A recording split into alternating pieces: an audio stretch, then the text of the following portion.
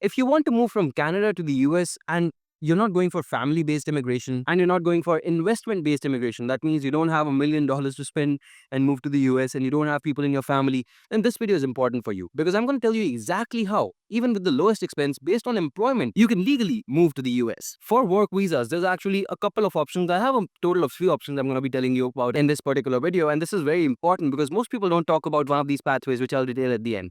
The first one is for Canadian citizens only. If you are a citizen of Canada, if you've spent some time in Canada, you've gotten citizenship, then this is the one for you. Otherwise, you can skip this one. So this is called as something as the TN1 visa, which basically allows you to temporarily come into the US to work. It's not a pathway to a green card, but it is an extremely easy process for you to do. In fact, this pathway is so easy that you don't need to even apply for the visa. All you need to do is to get a job offer from your employer. Your employment should be in one of these eligible professions. So if you take a look at this list, these are the eligible professions. You should basically be going for one of these. And then it's completely optional if you apply for the I-129 temporary worker visa petition or not. I mean, you can do it, you cannot do it. It's up to you. In both the cases, you're fine. But even if you did not apply for this visa, you just go to the border between Canada and the US. You explain the situation to the border patrol officer and they will literally give you the visa in your hands. It is for 3 years and it's granted in 1 hour. Literally for 1 hour, you're going to spend your time and you're going to get this visa. Like I said, it's for 3 years. You can extend it. It is extendable. But the con of this visa is that it's not a pathway to a green card. So you can't expect to essentially get a green card out of this one, even if you are on a TN1 for a long time in the US. Now, if you're not a Canadian citizen, then let's talk about you. That's for non-Canadian citizens. What are the pathways? I have 2 major pathways for you. One pathway that I think almost every one of us already know about is the H-1B visa. This is a lottery-based system, and that's the major con of it. Even if you have an employer, and you do need an employer, by the way, it's a lottery.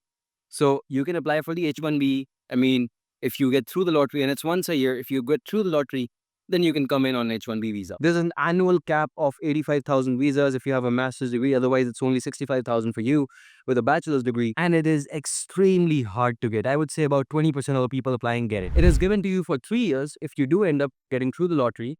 And then you can extend it again for 3 years. And then further, if you have a green card petition, you can extend it more. It is a pretty popular pathway. But keep in mind that it is, at the end of the day, a lottery. So it's not a short pathway. And I know that most of you guys would be looking for something more stable, more short, where we can sort of predict that you will be able to get this visa. So one more pathway for you guys, and this one is newly added, is the O1 visa. Now, the good thing about the O1 visa is that it's fully merit-based. That means that you do not leave any room for lottery and predictability. If you are probably in the top 10-20% of your field, essentially, if you can show that you're an expert, you have some experience, you know what you're doing, well, you can get the O1 visa pretty easily. Now, what do we look for? We look for, research papers, memberships, authorships.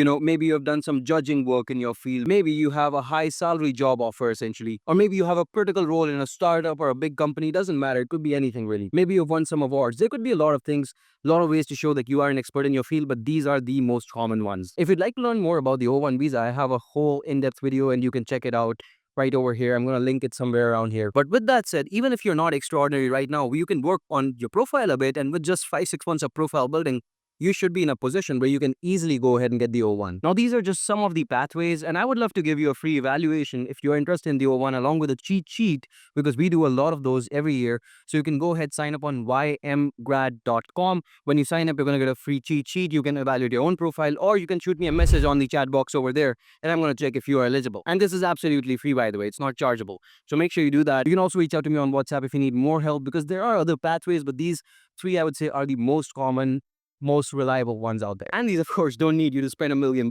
right? So that's what you're looking at, moving from Canada to the US. And, let me know if you need a video about doing the opposite, because there are some people who don't want to stay in the US right now. So if you want to go somewhere else from here, you can let me know in the comments down below. And thank you so much for watching.